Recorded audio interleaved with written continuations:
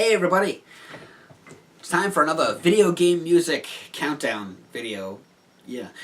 Now, something about the spring.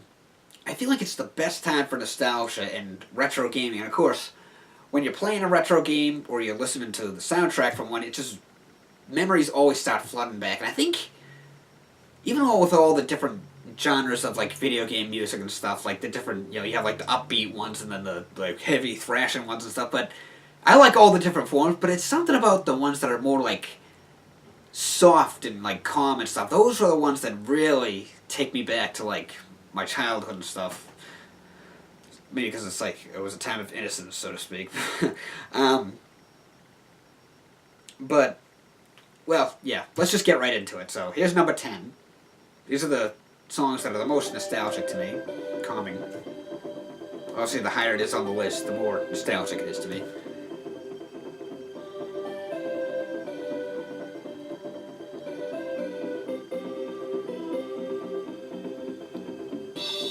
Ever hear of Glover? Yeah, this was, it was either, I want to say 99 or 2000. I'm drawing a blank there, but yeah, it reminds me of that, like the early 2000s, where it was like, that was like my teen years, really.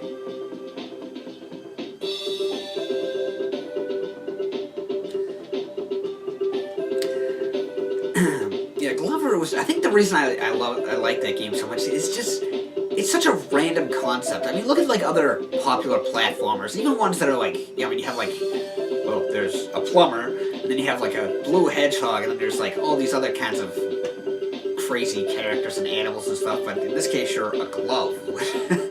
Random as hell. Like I said, I think that's part of the reason I like it so much. It's a fun little game, it's just very hard. I still have it. I've never beaten it. But I love the music. I always love the music in this game.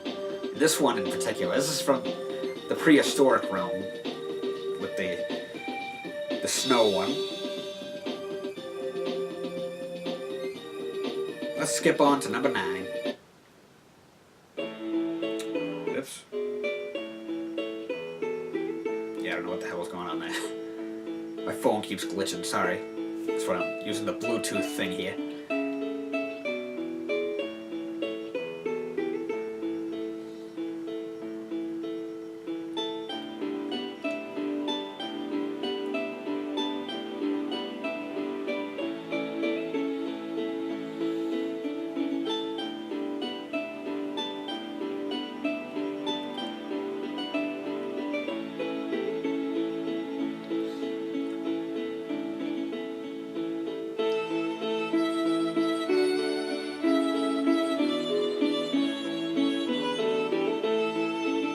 Sorry, I got lost in the moment there.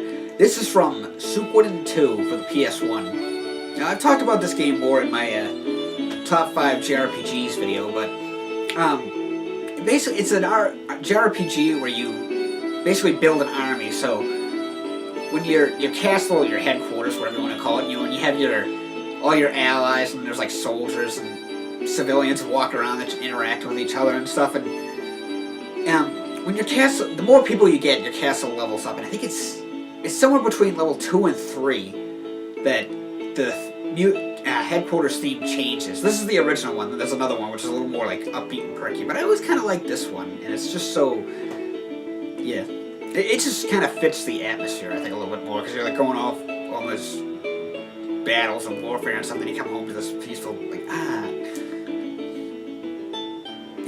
and this song reminds me of high school, because it came out in like 97, 98, but I didn't play it till like 2004, which was my sophomore year of high school. I remember like coming home at probably 2:15 in the afternoon, and I'd play it till like 7 o'clock at night.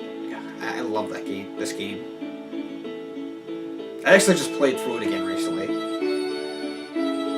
Thinking about doing a video of that, of like the finale of the game. Probably somewhere like in the summer or something.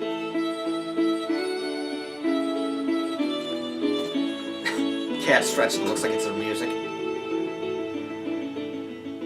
Let's move on to number 8, shall we?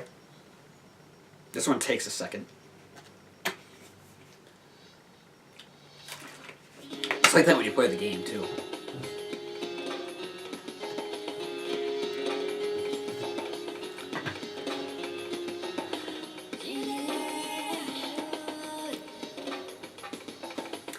Mystic Ruins from Sonic Adventure. Now, this is one of those games that, like, people, because of, like, graphics-wise and stuff, but, or just, I don't know. It's one of those games, some people like it, some people hate it. I'll admit some of the stuff hasn't really aged well, but I can't not hate this. I can't not love this game. Now, of course, because this was, well, the Dreamcast was released in September of '99, I was 12, and yeah, it was not only like the end of a decade, but the end of a century, you know. So that's the thing about this game. It has like that great late '90s, early 2000s feel to it. So I love this game in general. So many great songs in this game, Sonic games in general, but this one, this song in general just really takes me back to that like my preteen years.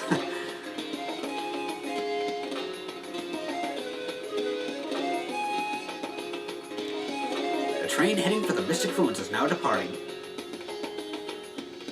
God, I love this game.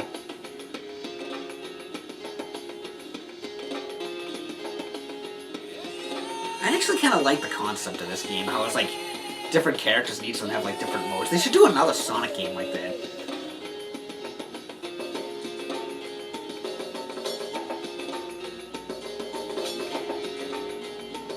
Let's move on to number 7.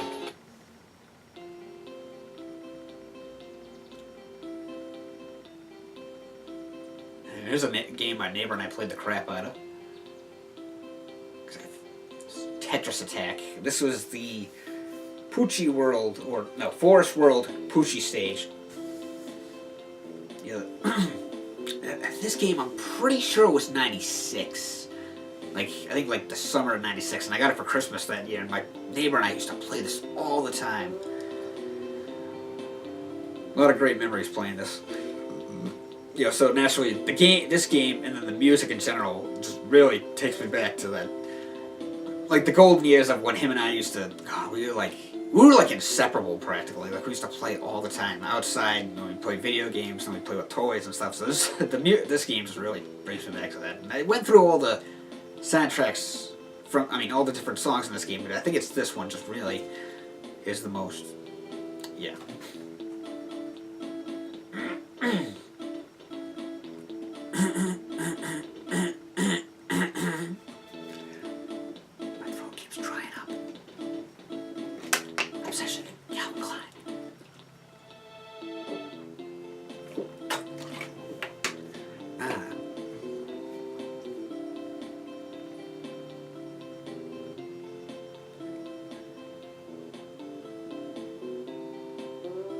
Let's skip on to number 6. Grew up in the 90s, I'm sure you'll recognize this.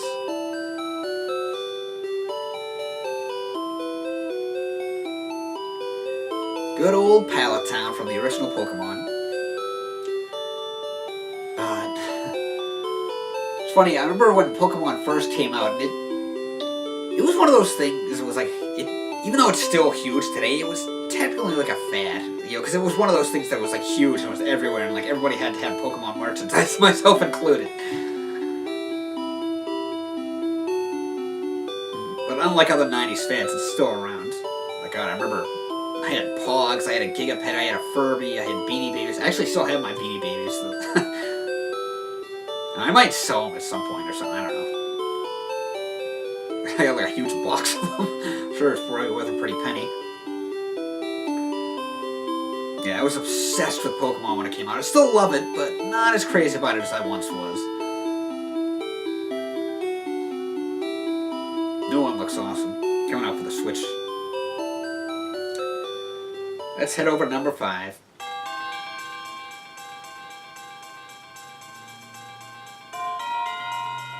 Another Ruins theme, which you might be able to kind of tell by the tone, like the, yeah. This is from Kirby 64, the Crystal Shards, my favorite game in the series. In fact, funny story, I remember when I first got Smash Brothers, it had to be in 2001, maybe? Yeah, it had to be. Like early 2001, I think. Yeah, I think very early 2001, because I know how, well, when I got Smash Brothers, the original for the N64, naturally I was still in that like Pokemon obsession, so I used to pick Pikachu all the time. Then I was like, all right, I'm gonna try out some of the other characters. And I tried out Kirby because I had played his games here and there in the '90s, but I tried him out, and I was like, wow, Kirby is awesome. So then that's I used to pick him all the time, and that's actually kind of how he became my favorite Nintendo IP. And then I did, then it was funny because shortly after this was when Kirby 64 came out. And I was like, ooh, new Kirby game. I had played a few of them like in my, back in the 90s and stuff, but I never really like, I was like, here's one that I'm going to like officially, yeah. And it was a very unique one too, I feel like. It was very, like the copy ability is very different and stuff. And I don't know, I just love that game.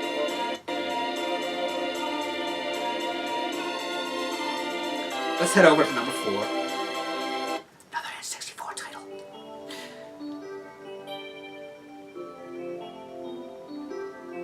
The Dire Docks, or the Water World stage from Super Mario 64. Now, although the N64 came out in '96, I probably didn't play this until at least '98. Nevertheless, this song just like, I don't know, that like gentle calmingness is just so, it just really brings me back to my childhood.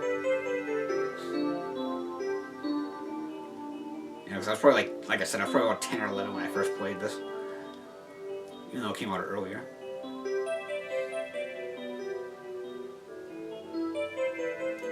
This was also kind of a sad era of gaming, because it was like, it was when a lot of like, when gaming was really starting to become like 3D, it was like kind of like the toddler stage of 3D gaming. And some of the mascots from like the 16-bit era just couldn't make it into 3D. Like they just couldn't pull it off. Like Bubsy obviously being the most the most well known for that. Earthworm Jim was another one, sadly.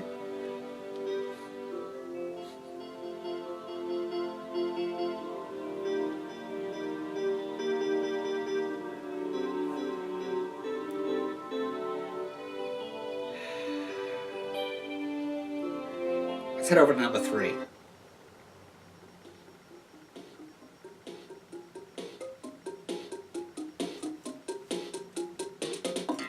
That's a little loud.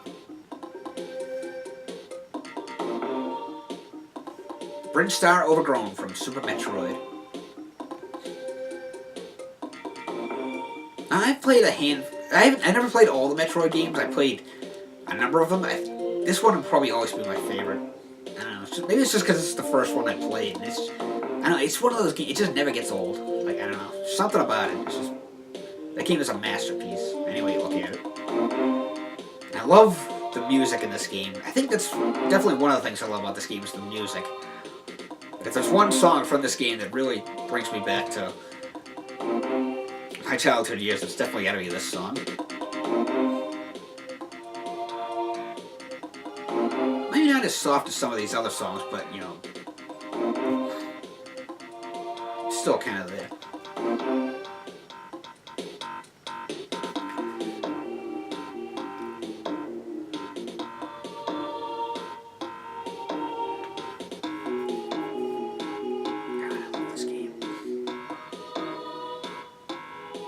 But it's time to move on to number 2.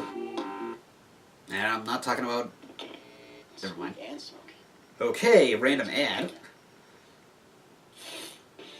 Yeah, go away. Sorry about that. Maybe I should have used a different video.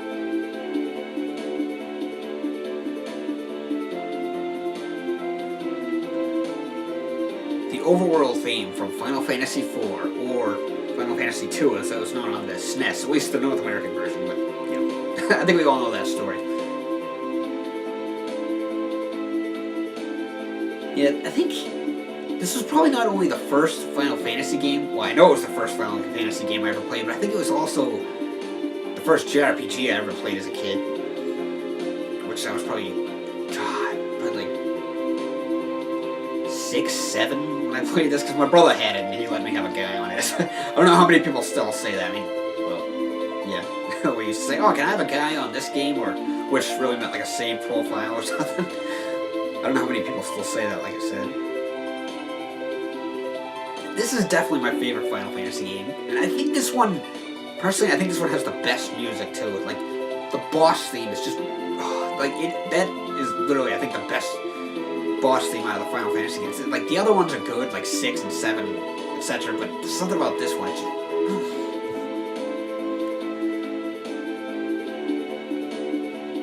that's the other thing with this game. It's just, you have all these great songs that are like upbeat and perky and stuff, but then you also have these ones that are just like the gentle calmness, and it just really brings me back to that golden years of when I was a kid in like the early 90s and stuff. But if there's one song that can do it better than that, it's the #1 song.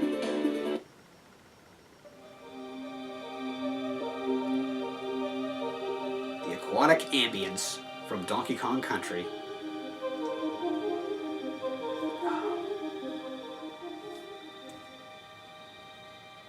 Something about it, I love this game. So definitely one of my favorite Super Nintendo games, especially like first party. And I think it's just because it's David Wise or Rareware or something that Rareware made. Yeah, it's something about like the music in this game just really takes me back to my childhood. Like so many great memories of just like things from the 90s that to this day I have But if there's any songs from this game, like I said, I love all the music in this game. It's all nostalgic to me. But if there's one that really stands out the most, it's definitely this one. And again, I think it's just that gentle calmness of it. This is really, yeah.